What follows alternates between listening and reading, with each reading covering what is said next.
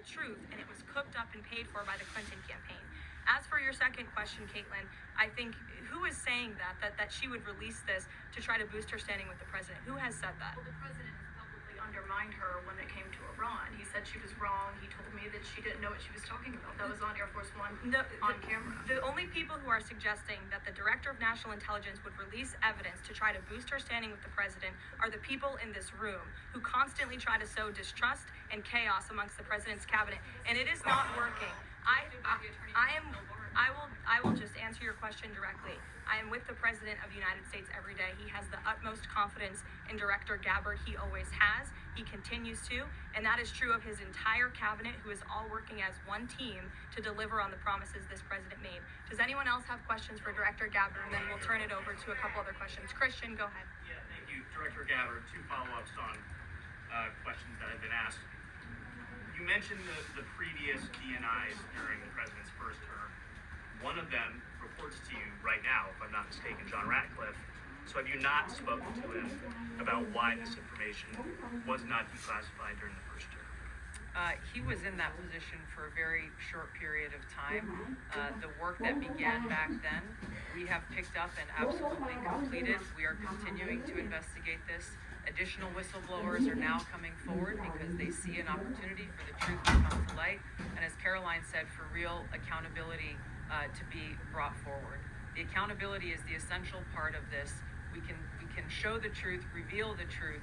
The accountability needs to occur to be able to start to restore that trust and in the integrity of our democracy. And then just quickly, I know you said the charging the DOJ, but the statute of limitations on conspiracy is 5 years. So what else could they possibly pursue besides treason?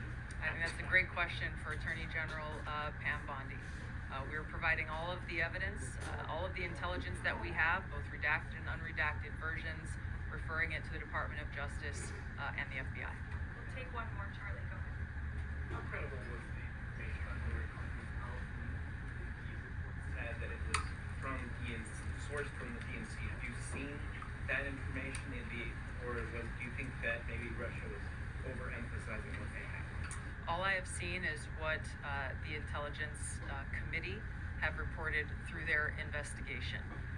I think the underlying point there is that we understand from intelligence what Russia said that they had. And the important point here is that if they were trying to influence the election, as President Obama and James Clapper and John Brennan, everybody said they were doing in order to support Donald Trump's election, they would have released the most damning of that information, some of which I detailed here. You'll find the rest in the report, prior to the election to help Donald Trump win. They specifically withheld what they had on her, the most damning information, because they thought that she would win the election. They had plans to release it just prior to her inauguration to, again, sow discord and chaos in America. And if I may, on Jeffrey Epstein, can you rule out that he was connected in some way to any kind of intelligence, either foreign or domestic? I haven't seen any evidence or information that reflects that. If anything comes before me that changes that in any way, support the president's statement loud and clear. If any credible evidence comes forward, he wants the American people to see it. Great. Director Gabbard, we thank you for your time today. I know you're a busy woman, so we'll let you get out of here. Thank you so much. Okay, I know there's many issues going on today across the world and here at home. If you have any other further questions, I'm happy to take them. Ed, why don't you go ahead? Yeah, thank you, Caroline. So the Japan trade deal, is that Japan trade deal the start of this number of trade deals that the Treasury Secretary says we're going to see by August 1st? I think it is. I mean, as you said, we had Japan yesterday. We also had Indonesia, and we had the Philippines as well. The president announcing all three. He came in as the closer in all three of those. I've said many times from this podium that the president's trade team has been in active talks and discussions with many countries around the world, and you've all been anxiously awaiting what those countries were. Now you know three of them, and there's many more to go. We have now sent 25 letters to countries around the world. But just to reiterate this Japan deal, for those at home who may have missed it, Japan will now pay a 15% tariff versus the reciprocal rate of 24% that they initially had. Auto and auto parts tariffs have been reduced to 15%. But the centerpiece of this deal now is the president president got Japan to commit to $550 billion in investments to revitalize American industries. And these funds will be spent at President Trump's discretion and direction into key industries such as energy, semiconductors, critical minerals, pharmaceuticals, and shipbuilding. And the U.S. will retain 90% of the profits from any investments made by this $550 billion fund. This was originally a $400 billion investment that President Trump then negotiated to an increase of $150 billion, making it a $550 billion deal for the American people. And I just want to emphasize, Ed, I see you have a follow-up, but it's very important. Japan has agreed to open their markets to many very key sectors in American-made products that have really faced very strict tariff and for precious souls. We are so sorry for the grief and the pain you have experienced at the hands of such a vicious and evil killer. Our nation grieves with you, and we will never forget the precious souls who were lost in this horrific act of evil.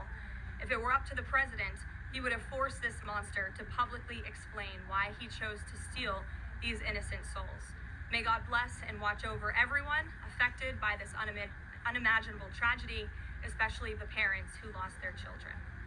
Let me begin with a few scheduling items off the top. Later this afternoon, President Trump will deliver the keynote address at the Winning the AI Race Summit here in Washington, D.C. President Trump believes it is non-negotiable that the United States wins the AI race, which is why today, President Trump will announce a bold and comprehensive AI action plan to sustain and enhance America's global AI dominance. Under President Trump's leadership, our country will lead the world in AI to secure a brighter future for all Americans, massively grow our economy, and protect our national security. The president will also sign 3 executive orders at the event this afternoon. On Friday morning, President Trump will travel to Scotland for a working visit that will include a bilateral meeting with Prime Minister Starmer to refine the historic US-UK trade deal. On the topic of trade, yesterday, President Trump accomplished something no other president has ever achieved. The president secured and announced 3 major trade deals with the Philippines, Indonesia, and Japan, all in one day. President Trump is finally putting a stop to our country getting ripped off. As a result of the president's successful negotiating tactics, many foreign markets are now being opened to American industries for the very first time, and harmful trade barriers are being broken down.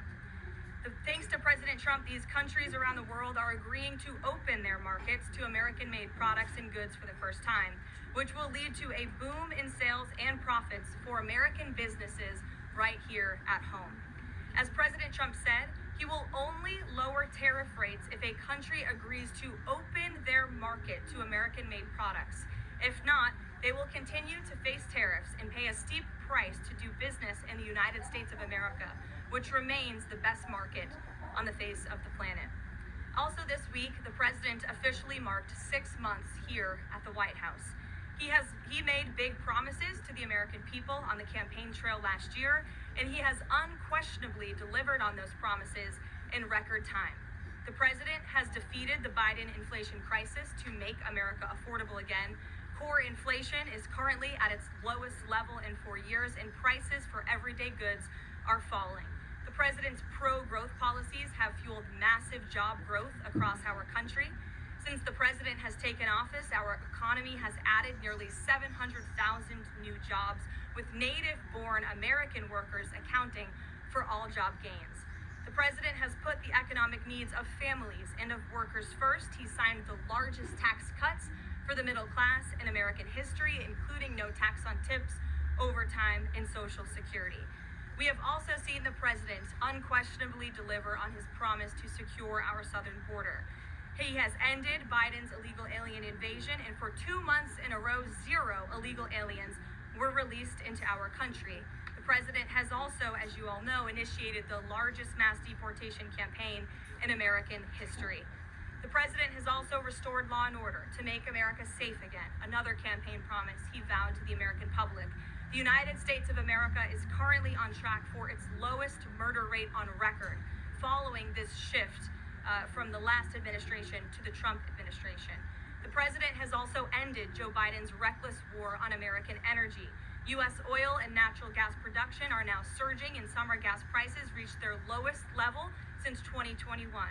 The president has also rebuilt our military, another campaign promise. He just signed the largest military investment in decades to modernize our armed forces with cutting-edge technology to replenish our stockpiles and provide American troops with the best equipment in the world. The U.S. Army, Navy, Air Force, and Space Force have all reached their recruitment goals months in advance. The president has restored America's standing on the world stage, brought back peace through strength, and brokered numerous peace agreements to end wars. Again, all of this in just 6 months. He obliterated Iran's nuclear program to end the war between Israel and Iran, got NATO members to raise their defense spending to 5% of GDP, and secured a ceasefire between India and Pakistan, as well as brokering a historic agreement between Rwanda and the Democratic Republic of the Congo. The president has already received 3 different Nobel Peace Prize nominations for his peacemaking efforts. Again, all of this progress, all of these accomplishments have occurred in just 6 months. We are truly just getting started, and we look forward to working with all of you for the next 3.5 years.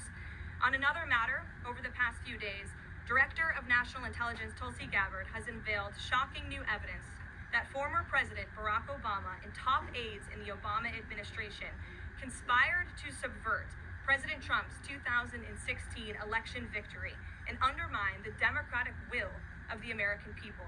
While publicly pretending to engage in a peaceful transfer of power, in private, former President Obama went to great and nefarious lengths to try to sow discord among the public and sabotage his successor, President Trump. The new evidence released by the Director of National Intelligence, who is here with me today, confirms that the Obama administration manufactured politicized intelligence, which was later used as the justification for baseless smears against President Trump in an effort to try to delegitimize his victory before he even took the oath of office. The truth is that President Trump never had anything to do with Russia, and the Russia collusion hoax was a massive fraud perpetuated on the American people from the very beginning. And the worst part of this is Obama knew that truth, and so did all of the other corrupt officials involved in this scam, including former CIA Director John Brennan, former Director of National Intelligence James Clapper,